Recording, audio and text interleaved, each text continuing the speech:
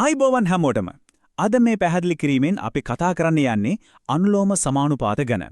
මේක අහුවම ටිකක් බරපතල ගණිත සංකල්පයක් වගේ හිතුණට ඇත්තටම මේක අපේ ඉදිනදා ජීවිතේට කොච්චර සමීපව බද්ධ වෙලාද තියෙන්නේ කියලා දැක්කම පුදුම හිතෙයි. නිකමට හිතමු ඇමරිකන් ඩොලර් එකක් රුපියල් 151.20ක් වෙනවා නම් ඩොලර් 10ක් කීයද? අන්න ඒ වගේ දැවන්ත ලෝක ආර්ථිකය තීරණය කරන මුදල් හුවමාරුවේ ඉඳලා හන්දියේ කඩෙන් පොළතුරු ටිකක් ගන්න එක දක්වාම හැමදේම පාලනය වෙන්නේ අද අපි මේ කතා කරන අපූර්ව ගණිතමය සංකල්පයෙන්. ඉතින් අපි එකතු වෙලාම බලමු මේක ඇත්තටම වැඩ කරන්නේ කොහොමද කියලා. හරි. අද අපේ සැලැස්ම පිළිගැසෙන්නේ මෙහෙමයි. මුලින්ම සමානුපාත ගැන හැඳින්වීමක්. ඊට පස්සේ අනුපාත භාවිතයෙන් ගැටලු විසඳන හැටි. ඊළඟට y සමානයි kx කියන බීජීය සමීකරණය එතනින් ගියාම විනිමය අනුපාතිකය ගැන බලලා අවසානයේ පොඩි දැනුම් පරීක්ෂාවක් උතිහනා. පළවෙනි කොටසින් අපි බලමු මොකද්ද මේ අනුලෝම සමානුපාතයක් කියන්නේ කියලා. සරලවම කිව්වොත් එක දෙයක් වැඩි වෙද්දී අනිත් ඒත් හරියටම ඒ අනුපාතයෙන්ම වැඩි වෙනවනම් අන්න ඒකට අපි අනුලෝම සමානුපාතයක් කියලා කියනවා. දෙවන කොටස අනුපාත පාවිච්චි කරලා ප්‍රායෝගික ගැටලු විසඳන්නේ කොහොමද කියලා අපි දැන් බලමු. මේ වගේ දේවල් තේරුම් ගන්න හොඳම විදිහ තමයි ප්‍රායෝගික උදාහරණයක් ගන්න එක. හිතමු අපි පොලට ගියා කියලා. අඹගෙඩි 5ක මිල රුපියල් 75ක් වෙනවා. එහෙනම් අඹගෙඩි 8ක මිල කීයද? මේක විසඳන්න අපිට හරස් කුණිතය පාවිච්චි කරන්න පුළුවන්. මේ පියවර ටික දිහා බැලුවොත් පළවෙනියටම අපි අනුපාතය ලියා ගන්නවා. ඒ කියන්නේ 5 බෙදීම 8 සමානයි 75 බෙදීම x විදියට. දෙවෙනි පියවරේදී අපි හරස් කුණිතය ගන්නවා. ඒ කියන්නේ 5x සමානයි 75 ගුණ කිරීම 8. තුන්වෙනි පියවර විදියට අපි x වල අගය හොයනවා. ඉතින් උත්තරය හරිම සරලයි නේද? පිළිතුරු එන්නේ 120යි. ඒ කියන්නේ අඹගෙඩි 8ක මිල රුපියල් 120ක් වනවා. බලන්න මේ වගේ අනුපාතයක් පාවිච්චි කරලා කොයිතරම් ලේසියෙන් අපේ එදිනෙදා ගැටලුවක් විසඳ ගන්න පුරුවන්ද කියලා. හැබැයි මේක පළතුරු ගන්න විතරක් නෙවෙයි ව්‍යාපාරවලටත් අතිශයින්ම වැදගත්. හිතන්න සුළු ව්‍යාපාරිකයෙක් තමන්ගේ ලාභය ගණනය කරන්නේ කොහොමද කියලා. රුපියල් 500කට ගත්තු භාණ්ඩයක් 15%ක ලාභයක් තියාගෙන විකුණන්න ඕන නම් ඒ කියන්නේ රුපියල් 100ක දේ 115කට විකුණනවා වගේම 500 දේ කීයටද දෙන්නේ කියලා අර කලින් කතා කරපු ක්‍රමයටම අපිට හොයාගන්න පුළුවන්. උත්තරේ රුපියල් 575යි. ඉතින් ව්‍යාපාරික ලෝකෙත් සම්පූර්ණයෙන්ම ක්‍රියාත්මක වෙන්නේ මේ අනුලෝම සමානුපාත සංකල්පය මතම තමයි. අපේ තුන්වෙනි කොටස y සමානයි kx කියන බීජීය සමීකරණය. දැන් y සමානයි kx කියන මේ සමීකරණය දිහා ටිකක් අවධානය යොමු කරමු. මෙතන තියෙන වැදගත්ම අකුර මොකද්ද දන්නවද? ඒ තමයි k කියන එක. k වලින් කියවෙන්නේ නියතය. රාශි දෙකක් අතර අනුලෝම සමානුපාතයක් තියෙනකොට එක රාශියක් අනිත් රාශියෙන් බෙදුවාම එන අගය කවදාවත් කිසිම වෙලාවක වෙනස් වෙන්නේ නැහැ. ඒක නියතයක්. අන්නේ වෙනස් වෙන්නේ නැති නියත අගය තමයි අපි මේ k අකුරෙන් පෙන්වන්නේ.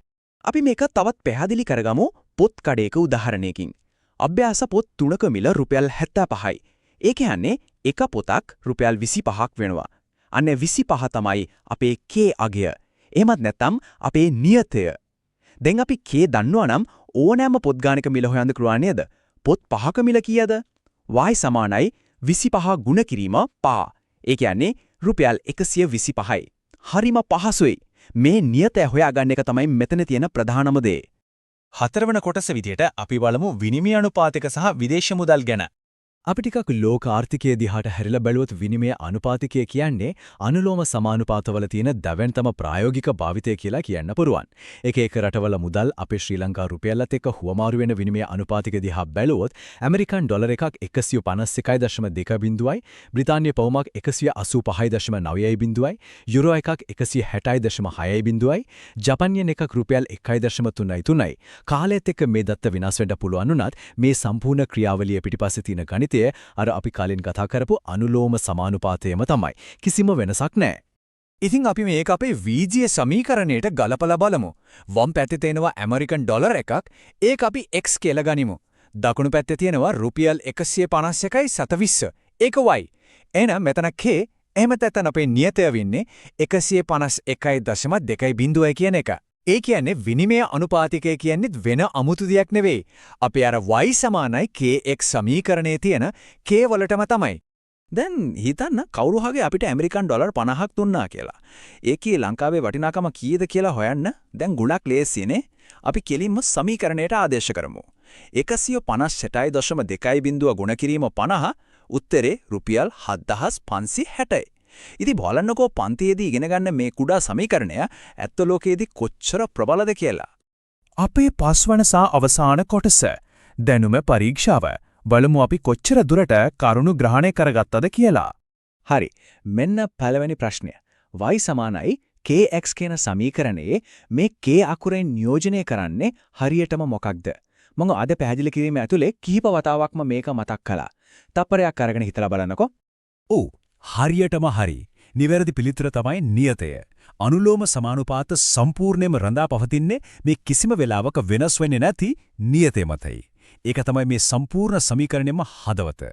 මෙන්න ඊළඟ අභියෝගය. 3:4 අනුපාතය සමානයි හිස්සනක් සහ 20 අනුපාතයට. මේ හිස්සනට එන්න ඕනේ අගය මොකක්ද? මේක නිකම්ම පොඩි මානසික ගණිත ගැටලුවක්. 4 කොහොමද 20 උනේ කියලා හිතුවානම් උත්තරේ හොයාගන්න එක මහකජ්ජක් නෙවෙයි. අතිශයම නිවැරදි පිළිතුර 15. 4 5 ගුණයකින් වැඩි වෙලා 20 වෙනවා වගේම මේ සමානුපාතය පවත්වාගෙන යන්න නම් 3ත් 5 ගුණයකින් වැඩි වෙලා 15 වෙන්නම ඕනි. මේ ව්‍යුහය හරියටම තේරුම් ගත්තාම මේ වගේ ගැටලු තප්පරෙන් විසඳන්න පුරුවන්.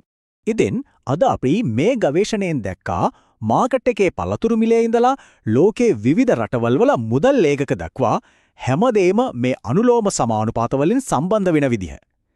ගණිතය කියන්නේ නිකම්ම පොතට විතරක් සීමා වුණු පන්ති කාමරයේ තියෙන දෙයක් නෙවෙයි. ඒක අපේ මුළු ජීවිතය වටාම බැඳිලා තියෙනවා. ඉතින් ඊළඟවතාරේ කඩේට ගිහින් බඩු ගනිද්දී මේ වගේ තවත් මොනතරම් හැංගිච්ච ගණිත සමීකරණ අපිට හොයාගන්න පුළුවන් වෙයිද? ඒ ගැන හිතන්න මම හැමෝටම බාර කරනවා. අදත් අපිත් එක්ක මේ පැහැදිලි කිරීමට එකතු වුණාට බොහොම ස්තුතියි.